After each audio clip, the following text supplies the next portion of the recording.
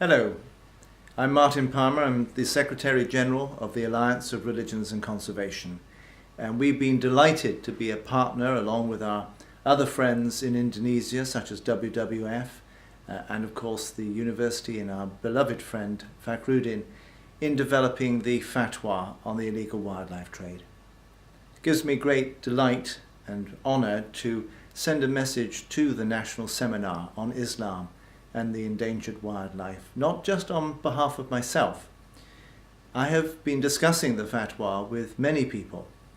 It has created more interest in religion and its contribution towards preserving our fragile planet than anything else I can remember in nearly 30 years of working in the field of religion and environment. I was talking last week with His Royal Highness the Prince of Wales, who was especially fascinated to hear about this given his deep interest in Islam, and he has asked me to convey to you his very best wishes and congratulations on this historic spiritual, cultural and environmental initiative that you have undertaken, and joins me in hoping that this will not just be a statement, but will actually be lived out as we as Khalifas follow through God's will that we should be the caretakers of this planet, those who look after all species, but particularly at this time, the most endangered ones. In 2 weeks' time I shall be discussing the fatwa with His Royal Highness the Duke of Edinburgh, the founder of ARC. Already in conversations with him that I had back in February when we heard the news of the fatwa, he was delighted to hear of such a successful harnessing of spiritual, religious and cultural initiatives to protect our planet. I think this is one of the most exciting things I've come across in my entire 30 years of working in religion and conservation. And I take my hat off to you. You have achieved something which is now, I think, going to be imitated and copied all around the world. I know already countries such as Malaysia and Nigeria are in deep discussion about whether the fatwa should now be applied in their own countries.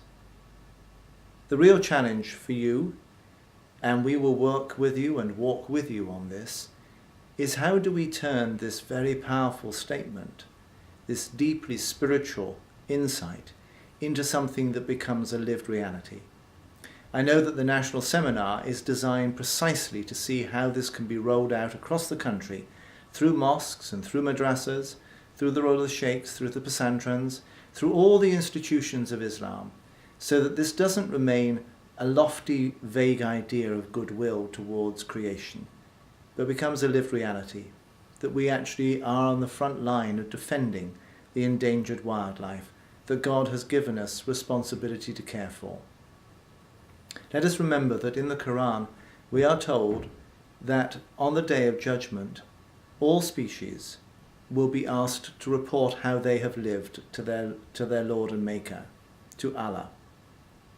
They live, as the Quran says, in communities like us. We know that the Prophet, he taught that if anybody upset or destroyed a community of nature, such as a mother bird on her nest, that they would be condemned on the Day of Judgment. How much more are we going to be condemned if we wipe out entire species, some of the most beautiful creatures that Allah has ever made?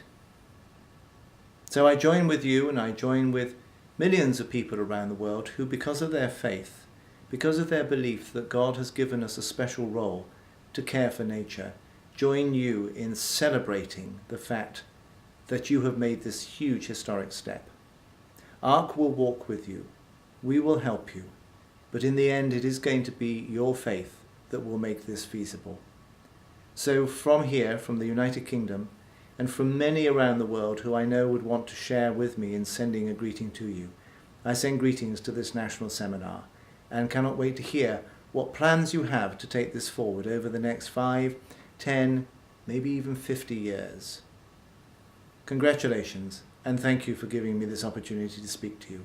I wish I could be with you. Sadly, that's not possible. But you are in my prayers and thoughts. Thank you.